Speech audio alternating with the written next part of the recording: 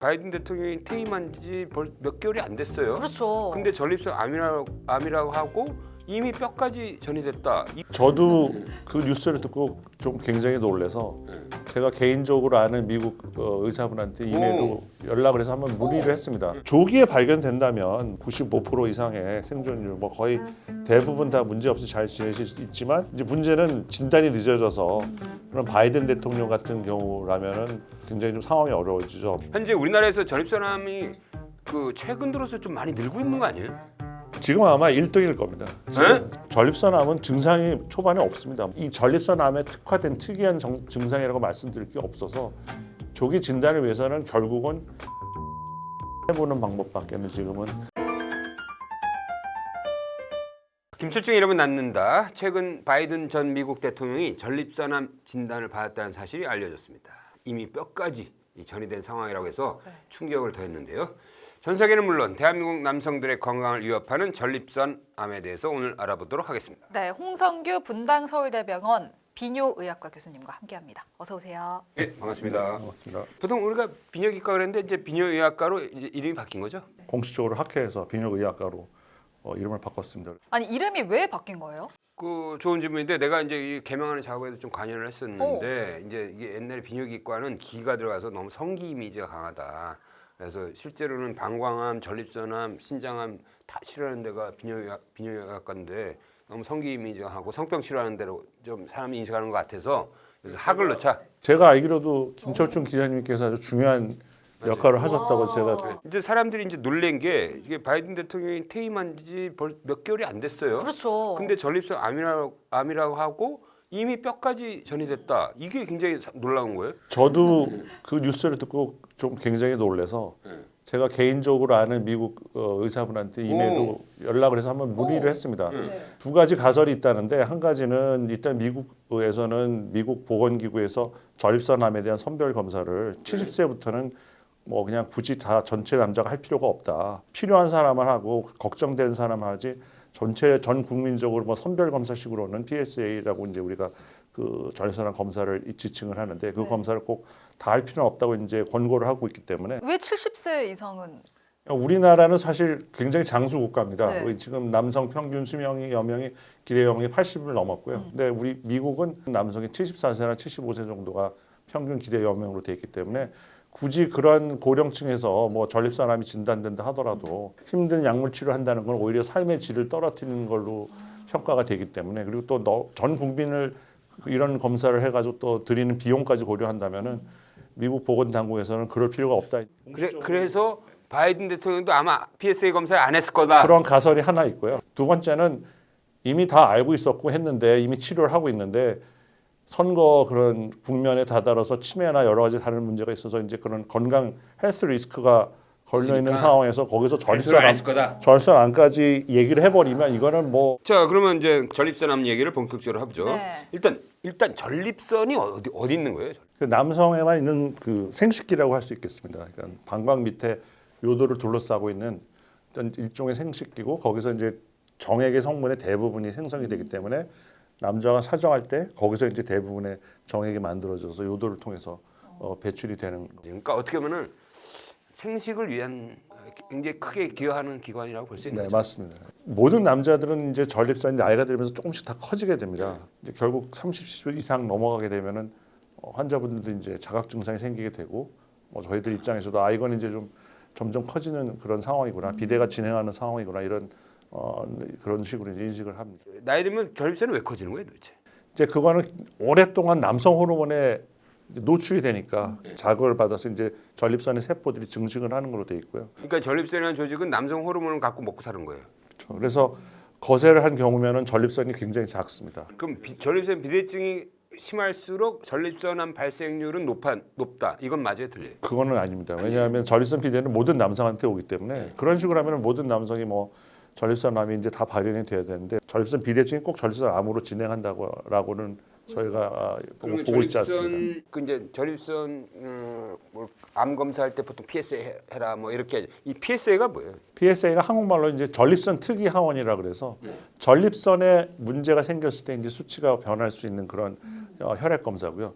전립선 안에 이상 세포가 있을 때 네, 흘러나와요. 네. 그래서 전립선에 염증이 있다라든지 전립선에 문제가 생기면 이제 PSA가 올라가는 거예요. 그럼 어떤 증상이 있을 때 이 PSA 검사를 받는 게 좋을까요? 전립선암은 증상이 초반에 없습니다. 뭐 웬만하지 않으면 증상이 없습니다. 이 전립선암에 특화된 특이한 증상이라고 말씀드릴 게 없어서 조기 진단을 위해서는 결국은 이 PSA 검사를 해보는 방법밖에는 지금은 정기적으로 해보는 수밖에. 뚜렷한 게 없습니다. PSA 절대수기 수치 몇 이상이면 좀 정밀 검사를 해봐야 될까요? 일반적으로 웬만한 사람이 2.0 넘기가 쉽지 않습니다. 아 그래요? 네, 그래서 저희는 3.0부터는 암 검사를 하자고 보통 말씀을 드리고 있습니다. 그러면 2, 3이 넘어가서 약간의 이상 소견이 발견이 됐다. 그럼 어떤 또 추가적인 검사가 이루어지겠어요? 이제 확진을 위해서 조직 검사를 고려를 해야 됩니다. 근데 과거에는 우리가 경직장 초음파라고 해서 직장 안에 초음파 기계를 넣고 그걸 보면서 이제 전립선 조직 검사를 했었는데 요즘은 전립선 MRI가 훨씬 더 정확도가 높은 걸로 돼 있어서 전 세계적으로 지금 전립선 MRI를 찍고 그걸 보면서 의심되는 부위를 집중적으로 조직 검사를 하는 식으로 많이 바뀌었습니다. 조직 검사도 직장을 통해서 해야 되는 거 아니에요? 전립선 초음파에는 전체 암의 한 20%밖에 보이진 않습니다. 그래서 초음파로는 대부분 전립선을 이렇게 구역을 나눠 가지고 한 번씩 샘플링을 하는 거죠. 6번을 찔러요 그러면? 보통 12군데를 찌릅니다. 그리고 이게 장 안에 들어가서 찌르니까 아이고. 간혹 심각한 염증 같은 게 생기는 경우도 있습니다. 아이고, 그래서 아이고, 아이고. 정말 드물지만 환자분이 폐혈증을 당해서 뭐 사망하거나 이런 문제들이 생기는 경우들이 있기 드물게. 때문에 요즘은 직장 안에서 하지는 않고 이 회원부 통해서 회원부를 통해서 이제 하는 식으로 많이들 이제 바뀌어가고 있는데 최근에 나온 결과를 보니까 회원부를 하는 걸 훨씬 더 환자분들이 힘들어하고 오히려 네, 그리고 또 회원부를 하려면 훨씬 바늘이 길게 길게 들어가야 되니 하는 사람 입장에서도 굉장히 힘들고 어렵고 시간도 많이 걸리니까 결론은 두 가지였습니다. 이 회원부로 하는 거가 조금 정확도는 높지만 이 회원부를 하는 면이 이렇게 쉬운 건 아니기 때문에 뭐 양쪽을 다 아직은 병행해서 어느 게 할 수 좋다라고 있다. 얘기할 수 뭐 없는 거네요. 네, 지금까지는 결론이 그렇게 나 있는 상태입니다. 근데 이렇게 꼭 조직 검사를 꼭 봐야 되는 이유가 있는 거죠. 그러니까 제가 초음파는 한 20%밖에 암이 안 보인다고 말씀드렸고 MRI도 한 MRI 안 보이는 경우 한 20-30% 됩니다. 그러니까 우리가 MRI나 초음파를 보면서 조직 검사를 할까 말까 결정한다기보다 이미 PSA가 높은 분이 오시면 조직 검사를 하는 건데 이제 MRI를 보면서 어디를 좀 더 우리가 열심히 조직 검사해야 되나.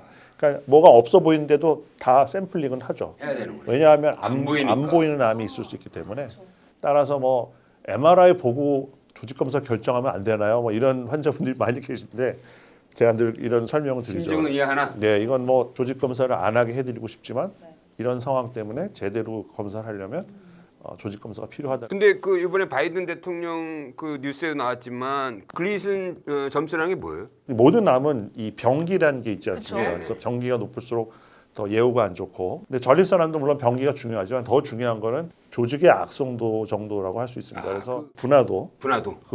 그게 훨씬 더 예후에 더 중요한 인자고요. 그거를 나타내는 척도가 글리슨 점수라고 해서 보통 6점부터 시작해서 6, 7, 8, 9, 10 이렇게 되는데 6점이 제일 순한 경우고요. 10점이 제일 나쁜 경우인데 9점이니까 굉장히 안 좋은 쪽에 들어가는 거죠. 그리고 그것만으로는 부족하기 때문에 MRI를 통해서 정말 악성도가 어떻게 되는지도 MRI 소견이 어떻게 보이는지도 중요합니다. 그러면 글리슨 점수가 9점, 10점인 경우는 굉장히 빨리 자란다고 보는 거예요. 전이도 빨라요. 아예 처음부터 전이된 상태로 진단되는 경우가 굉장히 오, 많습니다. 이미. 그럼 병기가 6점이면은 뭐 1기 뭐 이렇게 나뉘는 건가요? 근데 전립선암은 병기 구조상 1기는 없고요. 2기부터 보통 얘기를 합니다. 그 다른 암 같으면 1기인 경우가 이제 저희는 2기라고 보통 얘기를 하고요. 그러니까 전립선 안에만 이렇게 암이 딱 국한되어 있으면 몇 개? 2기입니다. 그건 2개. 예, 그리고 그 옆에 림프절이나 일로 이렇게 퍼져 있으면 3개. 그러니까 주변으로 이제 진행을 했다면 그러면 3개. 네, 네, 그리고 멀리 뼈나 이런 데 갔으면 4기다. 네, 예. 이 전립선암이 딴 데로 전이했다는 거는 어떻게 주로 봅니까? 뼈 스캔이라고 해서 그런 뼈 검사하는 게 있는데 요즘은 PSMA PET라는 또 최신 검사법이 나와서 일반 페트는 전립선암을 잘 못 잡습니다. 아, 그래요? 그러니까 전이가 돼 있는 전립선암도 일반 페트를 보면은 아무것도 없는 것처럼 보이는 경우들이 있습니다. 근데 3, 4년 전에 PSMA 페트라고 해서 전립선암에만 특화된 페트라는 게 새로 나와서 요즘 굉장히 뭐 유용하게 저희가 임상에서 쓰고 있고요. 현재 우리나라에서 전립선암이 그 최근 들어서 좀 많이 늘고 있는 거 아니에요? 지금 아마 1등일 겁니다. 네? 지금 일본은 벌써 한 5, 6년 전부터 1등이 됐고요. 그러니까 우리나라 지금 상황을 보면 모든 암은 다 감소하고 있습니다. 그렇죠. 다들 금연하시고 뭐 건강검진 열심히 하시고 뭐 굉장히 건강에 대해서 신경을 많이 쓰시기 때문에 대부분의 암이 감소를 하는데 이제 유독 계속 증가하는 암은 전립선암이 이제 그 중에 하나라고 할 수 있어요. 그러니까 금년도 데이터가 한 2, 3년 후에 나오는데 그러니까 아마 지금쯤은 저희가 1등이 1등이 됐을 됐을 거라고 생각을 하고 있습니다. 왜 그런 거예요? 왜 이렇게 증가폭이 가파른 거죠? 저희 생각에는 원래부터 이게 흔한 암인데 그동안 모르고 지내다가 이 PSA 검사라는 게 사실 미국에서도 90년대에 나왔던 거거든요. 그래서 미국에서도 그게 나오자마자 이제 굉장히 유병률이 증가하고 그 대신 빨리 발견해서 사망률은 확 감소하고 우리나라도 이제 그런 과정을 겪을 거라고 이제 예상을 하고 있고요. 이제 다만 미국에서 이제 그런 행정적이나 여러 가지 그런 것 때문에 그 70세 이후는 하지 말라는 그런 권고사항이 나온 이후 최근에 다시 그런 악성도 높은 전립선암이 증가하고 있다고 그래서 굉장히 학회에서 걱정을 많이 하고 있는데 그 우리나라는 70세 넘어서도 계속 해야겠네. 그렇죠. 그래서 저희는 그런 면에서는 국가적 암 검진 사업에 전립선암 이 PSA 검사도 좀 포함시켜 달라. 네. 치료 얘기를 한번 해볼까요? 네.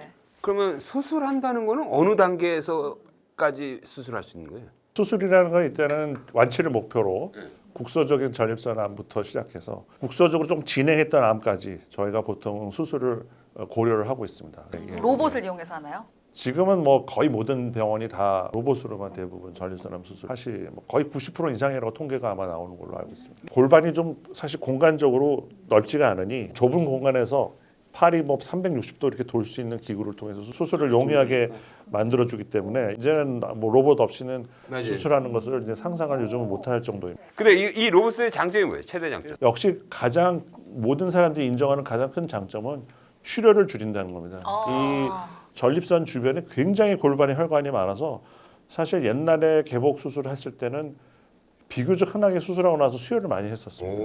이게 굉장히 출혈이 많거든요. 환자분이 너무 출혈이 많아서 사망하는 경우도 있습니다. 면에 있어서 이제 이 로봇이 도입된 이후에는 완전히 딴 세상이 된 게 거의 수혈하는 경우가 없거든요. 그다음에 왜 옛날에 전립선암 수술되면은 뭐 요실금이 오거나 뭐 무슨 발기부전 오거나 뭐 이랬잖아요. 합병증. 그건 어때요? 지금도 사실은 수술 직후에는 그런 것들 때문에 이제 환자분들이 고생을 하시죠. 근데 그거는 전립선이나 장기의 고유의 위치나 역할 때문에 어쩔 수 없다고 생각을 합니다. 이 전립선이 위치하는 곳이 바로 괄약근하고 붙어 있기 때문에 전립선도 약간 괄약근의 일부를 형성하고 있으니 그거를 제거해 버리면 당연히 소변이 그럼 이제 이게 좀 나 궁금한 게 이게 이제 방광이고 요도라고 치면 전립선 이렇게 잡고 있잖아요. 이걸 다 제거해요? 다 제거해야죠.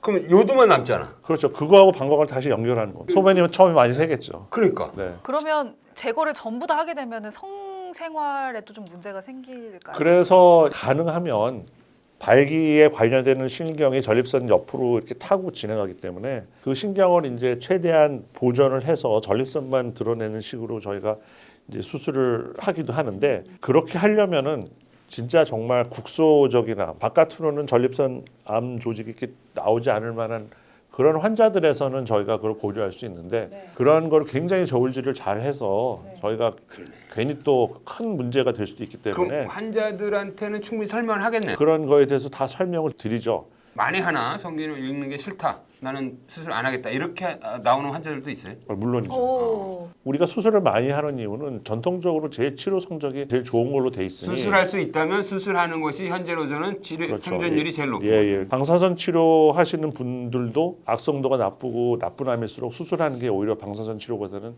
성적이 좋다. 그런 거를 다 인정을 전 세계적으로 하고 있습니다. 방사선 치료라는 거는 효과가 서서히 나타나는 거기 때문에 결국 장기적으로 후유증이 있습니다. 성기능도 영향을 주고 여러 가지 또 다른 종류의 후유증이 있죠. 치료 예후는 좀 어떻습니까? 조기에 발견된다면 95% 이상의 생존율, 뭐 거의 대부분 다 문제 없이 잘 지내실 수 있지만 이제 문제는 진단이 늦어져서 그런 바이든 대통령 같은 경우라면은 뭐 굉장히 좀 상황이 어려워지죠. 뭐 5년 생존율 30% 10년 생존율은 20% 안 되고 뭐 이런 식으로 아 이게 그러니까 전이 된 상태에서는 굉장히 생존율이 낮네. 전립선암 환자들한테 남성 호르몬 차단하는 치료도 하지 않습니까? 전립선암은 일단 바로 항암 치료로 가지는 않고 말씀하신 남성 호르몬 억제 치료를 먼저 합니다. 거세를 하면은 남성 호르몬 차단되니까 그런 효과를 내는 약을 쓰는 거죠. 그런 치료를 일차적으로 하는데 이게 꼭 결국은 내성에 걸리게 돼 있습니다. 이 암세포가 똑똑해가지고 남성 호르몬을 차단해도 그 얼마 안 되는 남성 호르몬을 갖고 살아나가는 기전 그런 또 능력을 갖게 됩니다. 이 암세포가. 그래서 결국은 남성 호르몬이 굉장히 다운돼 있는 상황에서도 다시 막 자라기 때문에 그런 경우에는 이제 우리가 다음 단계 치료로 넘어가는 건데 최근 한 15년 사이에 굉장히 새로운 약이 많이 나왔습니다. 전립선암이 그러면 왜 걸리는지를 알아야 좀 예방도 하고 빨리 좀 캐치를 할 수 있을 것 같거든요. 원인이 뭡니까? 그 답을 찾기 위해서 지금 아직까지도 수십 년간 많은 의사들이 연구를 하고 있고요. 90년대 초반에는 혹시 정관 수술이 이거하고 연관이 있지 않을까. 그래가지고 그거를 전 세계적으로 연구를 막 또 했었습니다. 결과는 이제 좀 상관이 없다고 말하기도 뭐하고 애매한데 그 정도 결과면 결국은 상관없을 거다. 또는 뭐 성병, 예를 들어서 여성암처럼 뭐 성병에 연관이 있을까. 그것도 연구를 많이 한 주제인데 아직까지도 뭐 뚜렷한 결과가 나오는 게 없고요. 가족력은 어떻습니까? 유방암 경우에는 이제 자매 관계에서 누가 유방암에 걸리면 그 자매들 유방암 확률이 확 높아지잖아요. 전립선암도 마찬가지로 그래요? 세 분 형제분을 다 수술해 드린 적이 있습니다. 와. 그래서 뭐 그거는 가족력은 당연히 매우 중요한 거예요. 아 그러니까 형이나 동생이 전립선암이면은 본인도 전립선암 발생 확률이 확 높아져요. 그리고 또 전립선암은 브라카 유전자라고 해서 유방암 관련된 유전자가 전립선암에도 관여를 하기 때문에 가족 중에 여자 형제분이 유방암이 있을 경우에는 그분의 남자 형제는 전립선암 가능성이 굉장히 또 높아지기 때문에 성별이 달라도 가족력에서 확인한 경우가 많이 있습니다. 그래서 그런 경우면 대대로 그 밑에 이제 자녀분들도 꼭 그런 검사들을 같이 하셔야 된다고 제가 말씀을 드립니다. 그럼 좀 생활 속에서 이 전립선암을 그래도- 예방하기 위한 어떤 방법이 있을까요? 확실하게 원인이 지금 밝혀지지 않았기 때문에 그냥 전신적인 건강을 생각해서 운동하고 절식하고 여러 가지 그런 그 공통적인 게 있지 않습니까? 뭐 적정 체중 유지하고 너무 운동하고 너무 고기만 많이 먹지 말고 금주하고, 골고루 드시고 과일 야채 많이 금연 먹고. 금주가 기본이 되겠죠. 어떤 특정한 한 가지 인자로서 이게 생기는 병은 아닌 걸로 지금 뭐 다들 생각을 하고 있습니다. 그렇기 때문에 여러 가지 인자가 같이 작용을 해서 다발성 인자가 연관이 된 그런 병이 아닐까 지금 그런 식으로 추정이 되고 있는 상황입니다. 네, 오늘은 남성의 건강을 위협하는 전립선암에 대해서 이야기 나눠봤는데요. 끝으로 저희 구독자 여러분들께 당부의 말씀 부탁드리겠습니다. 제가 늘 병원에서 환자분들 치료하면서 느끼는 거는 건강이 제일 중요하기 때문에 늘 과로하지 마시고 늘 건강 챙기시고 만수무강하시길 바라겠습니다. 수술할 수 있으면 95%, 전이 되면은 25%. 이거 엄청난 차이니까 정기 검사를 해서 조기 발견하는 것이 가장 중요한 해법인 것 같다는 생각이 들었어요. 네, 영상 보시면서 궁금한 점 있으셨다면 댓글로 남겨주시고요. 좋아요와 구독 버튼, 알림 설정도 부탁드리겠습니다. 함께해 주신 홍성규 분당 서울대병원 비뇨의학과 교수님 고맙습니다. 고맙습니다. 감사합니다. 예.